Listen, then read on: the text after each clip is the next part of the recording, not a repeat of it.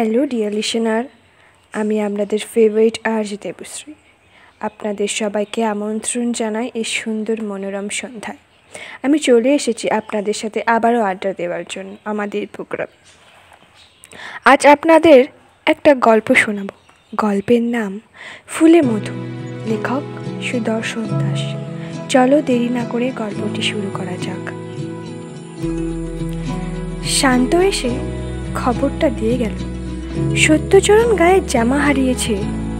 কথাটা শুনে আগুনের মতো জ্বলে ওঠে হারান। এইমাত্র চালের বস্তাটা মাটিতে ফেলে একটু বাতাস খাচ্ছিল মানুষটি। মজুদ চালের এমন একটা মোটা বাজার সে পাবে তা কখনো ভাবতে পারেনি। বন্যায় পীড়িত মানুষগুলোর জন্য তার ফলাও হচ্ছে প্রচুর। এই বছরে মজুদ চালের টাকার সামনে সামনে তাকে আরও বিঘে 2 জমি কিনতে হবে। স্ত্রী ময়না সেদিন বায়না ধরেছিল, হাতে চুড়ি 4 গাছা গলিয়ে বালা করে দিতে হবে। এই চিন্তায় খেই ভাঙল ওই শান্ত। সত্যচরণ তার গায়ের জামা হারিয়েছে। দিন কয়েক আগে পূজায় 70 থেকে 80 টাকা ব্যয় করে নতুন জামা বানিয়ে দিয়েছে হারান। এইভাবে ক্ষতি করবে হতভাগা ছেলে। এমনই সময় সদর বারান্দার আঙ্গিনায় এসে দাঁড়ায় সত্য। সম্মুখে পড়ে থাকা খেজুরের ছুরিটা নিয়ে ছুটতে আসে হারান।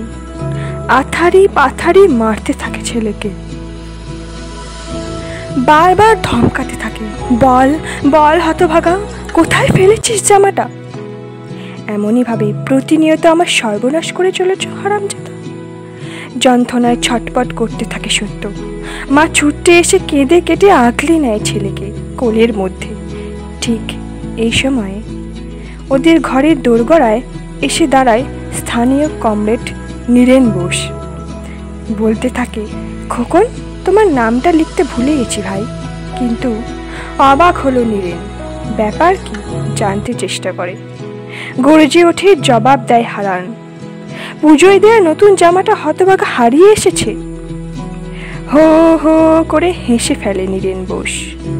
এই ছেলে, তার এই সাজা হারান ভাই, গোবরে পদ্ম ফুল ফুটেছে, জামাটাও হারায়নি।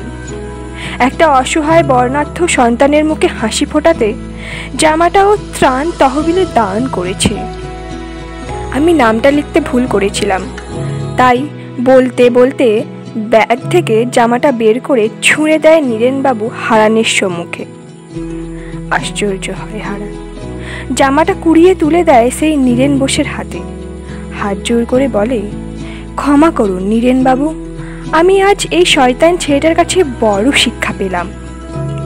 ব্যক্তি স্বার্থ কিভাবে সংসারী মানুষকে অন্ধ করে তা বুঝলাম। ভুল আমারই হয়েছে, অত গভীরে আমি প্রবেশ করিনি। কৈশোর মনের প্রবণতায় আজ ধরা পড়েছে। আগামীকালের সম্ভাবনা মুগ্ধ আমি, তাই ভগবানের কাছে প্রার্থনা করি সংসারের এই জটিল মন বিসর্জন দিয়ে সত্যের মতো শিশু মন নিয়ে আমি যেন আমার বাকি জীবনটা কাটিয়ে দিতে পারি। নীরেনবাবু। অবাক হয় সবাই। এইরকম ছোট ছোট গল্প শুনতে হলে আমাদের চ্যানেলটিকে অবশ্যই সাবস্ক্রাইব করে দেবেন। ভালো লেগে থাকলে লাইক, কমেন্ট, শেয়ার করতে ভুলবেন না। আজকের মতো আমাদের প্রোগ্রাম এখানেই শেষ করব। আবারও ফিরে আসবো এরকম ছোট ছোট গল্প নিয়ে আপনাদের মাঝে। টাটা।